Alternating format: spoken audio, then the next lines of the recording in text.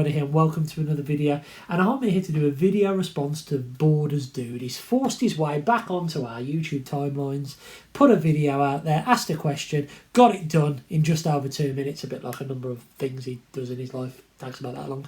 And he asked the question, would you still collect if you were not part of this community, Transformers community, or if there was no community? And the answer to that for me is yes, I would, because I collected before then and the community was a bonus. I think that the community, for every positive aspect it's had of my collecting, it has had negative aspects added to my collecting. I've met some great friends.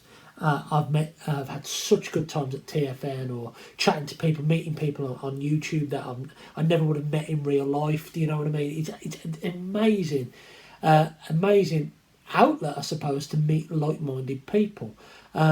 But where there are a lot of good people out there, there are also people, just like in society, you have your friends, don't you? And there are people who you don't really get on with, you don't really see eye to eye with. And this is the thing about the Transformers community, like any other collecting community, you've got a diverse group of people and you will not get on with anyone. You've got one thing in common, you all like this toy line, these transforming robots.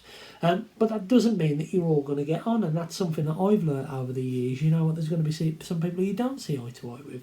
You get your good close friends that you've got more than Transformers in common. And then you've got the people, you know what, you can go to these conventions, you can say hello to, you can have the odd interaction with about Transformers or whatever the media is you're collecting, and you can just have that interaction but not really get involved in the rest of the lives, where there's other friends like my friend Dave Shotton, like Brad, Luffy, James, loads of other people, Rudy as well, that I speak to, and we talk about stuff that isn't toy related a lot of the time as well, because we're friends. There's more than the community there.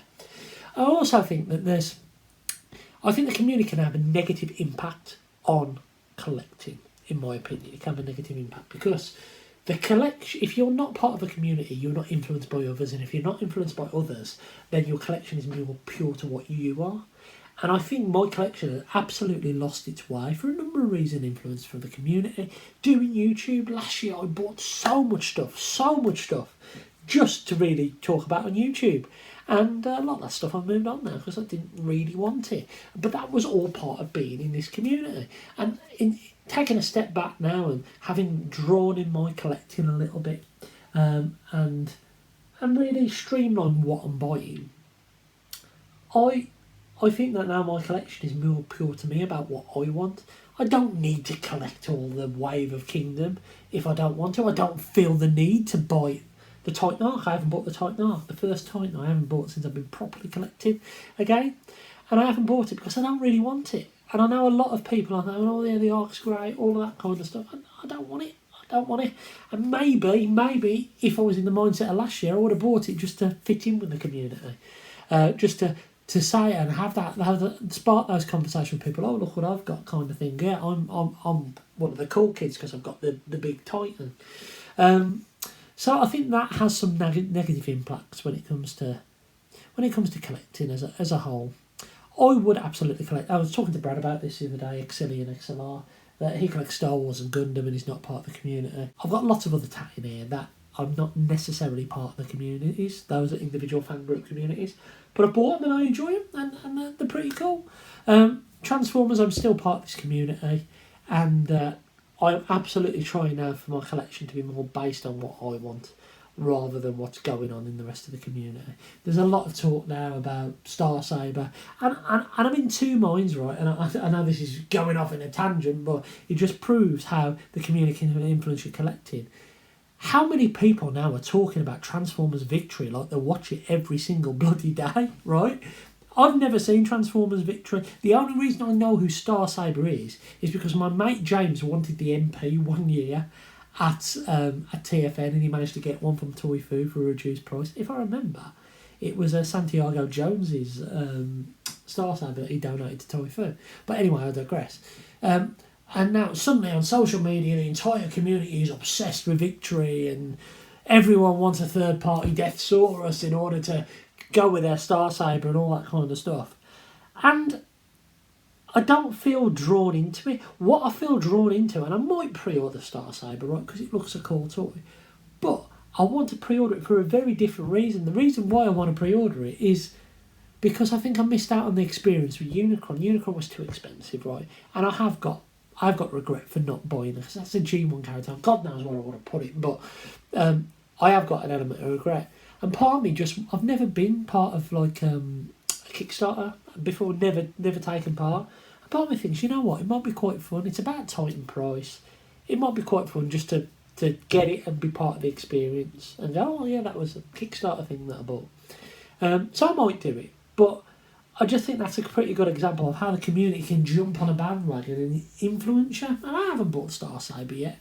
And I might do. I'm going to have a good think about it, because 180 quid is a lot of money. Of course it's a lot of money. And there are some people who are genuinely into that character and Victory, and that's fine.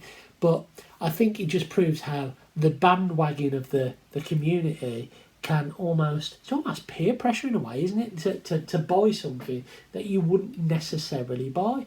And I've done that so much. Third party, I was never really interested in third party.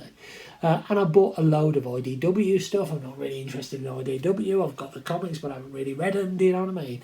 And so I've got a great toy over there, Tarn, and it's a beautiful MMC Tarn. It's a beautiful figure.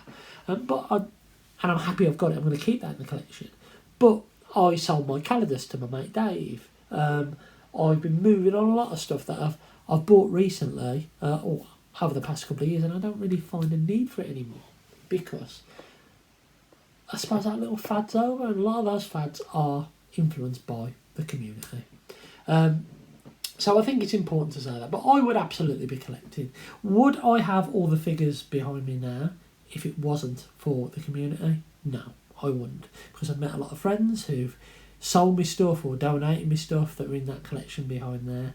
I can think of the bludgeon that was gifted to me at TFN. I can think about John selling me Make Toy Starscream and the Insecticons. So that there's lots of stuff. I would never have gone down the third party route if it wasn't for the community. Never have bought a single third party robot. Might not have even bought a masterpiece, to be honest. But what I will say is I've gone back to my roots. I've gone back to start collecting the things that I want to collect, rather than buying every single thing out there. And that's why Week in Toys has become less regular now, because I haven't picked up that many figures, because I'm waiting to pick up the ones that I actually really want. So John, the answer to your question is yes, I would be collecting if there wasn't a community. Anyway, until next time, I've been Zork Rider. I hope you've enjoyed my little ramble, and I'll catch you again very soon.